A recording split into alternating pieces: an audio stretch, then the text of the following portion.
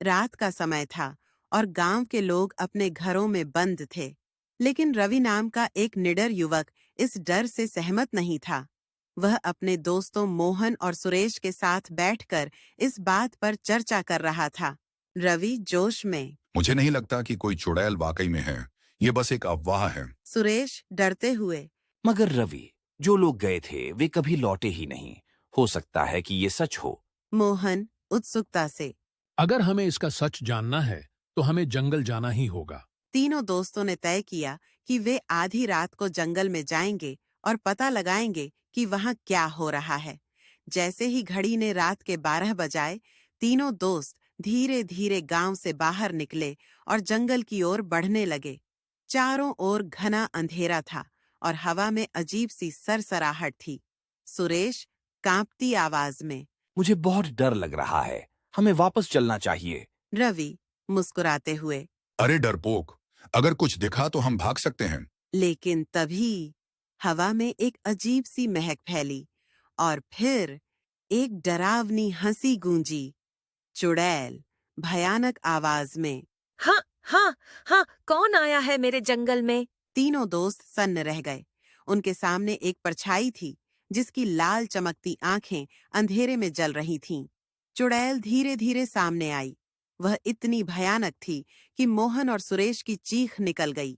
उसकी काली पोशाक हवा में लहरा रही थी और उसकी लंबी उंगलियां हवा में इशारे कर रही थीं। चुड़ैल मायावी स्वर में। तुम्हें डर नहीं लगा बालकों?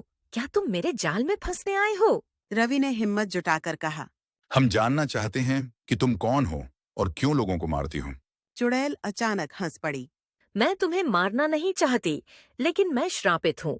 जब तक कोई मुझे मुक्त नहीं करेगा, तब तक मैं यहाँ राज करूंगी। सुरेश कांपते हुए। मुक्ति कैसे मिलेगी? चुड़ैल की आंखों में आंसू आ गए। चुड़ैल गंभीर स्वर में। कोई व्यक्ति अगर मुझे बिना डरे गले लगाए और मेरे दर्द को समझे, तो मेरा श्राप टूट जाएगा। तीनों दोस्त सोच में पड़ गए। चुड़ैल सच बोल रही थी या यह भी एक छलावा था? मोहन संदेह से।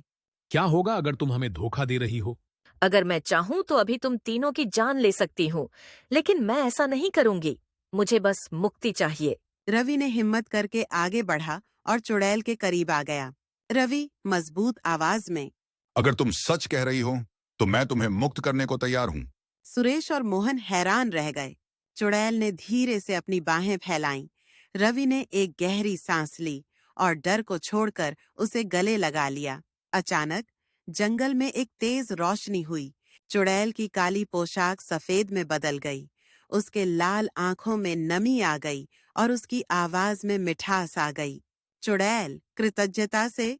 धन्यवाद रवि, तुमने मुझे मुक्त कर दिया। धीरे धीरे चुड़ैल की आत्मा प्रकाश में बदलकर आकाश में विलीन हो गई। रवि, मोहन और सुरेश भागते हुए गांव लौटे और सबको यह कहानी सुनाई।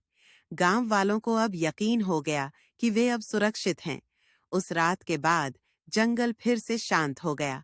वहां से कोई भी गायब नहीं हुआ और जब भी पूर्णिमा की रात आती, रवि आसमान में एक चमकता तारा देखकर मुस्कुराता, क्योंकि वह जानता था कि वह तारा मुक्त हुई मायावी चुड़ैल की आत्मा थी।